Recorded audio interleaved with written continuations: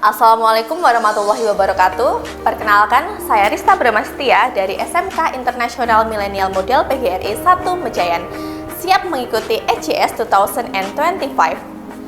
Pendidikan kejuruan di Indonesia, khususnya sekolah menengah kejuruan, dihadapkan pada tantangan besar dalam menyiapkan lulusan yang tidak hanya kompeten secara teknis, tetapi juga memiliki kemampuan untuk beradaptasi, berpikir kritis, bekerja sama, serta memiliki semangat daya juang untuk menghadapi dinamika dunia kerja dan kehidupan. Berdasarkan data dari BPS tahun 2023, tingkat pengangguran terbuka atau TPT lulusan SMK tertinggi dibandingkan jenjang pendidikan lainnya. Fakta ini menunjukkan adanya kesenjangan antara dunia pendidikan dan kebutuhan nyata di dunia kerja. Salah satu penyebab tingginya TPT SMK adalah minimnya pembekalan life skill dari siswa.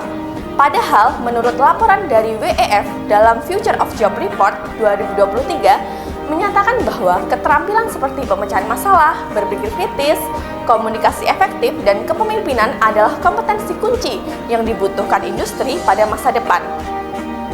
Selain itu, semangat daya juang siswa SMK juga cenderung rendah. Hal ini dapat dilihat dari minimnya motivasi siswa untuk mengembangkan diri secara mandiri di luar jam pelajaran, rendahnya partisipasi dalam kegiatan wirausaha, serta kurangnya orientasi jangka panjang terhadap masa depan pendidikan dan karir mereka. Di sisi lain, perkembangan zaman menuntut agar peserta didik mampu belajar sepanjang hayat untuk bertahan dalam era VUCA atau Volatility, Uncertainty, Complexity, and Ambiguity.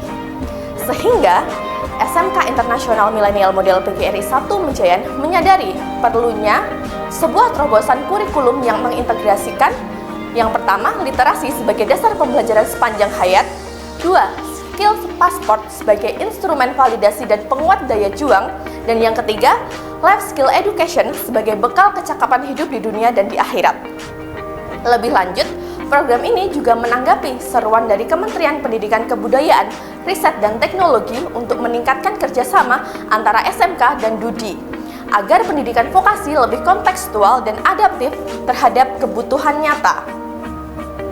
Oleh karena itu, implementasi inovasi integrasi literasi, skill passport, dan life skill education ini bukan hanya menjawab permasalahan internal di sekolah, melainkan juga menjadi bentuk kontribusi nyata dalam memperbaiki ekosistem pendidikan vokasi nasional.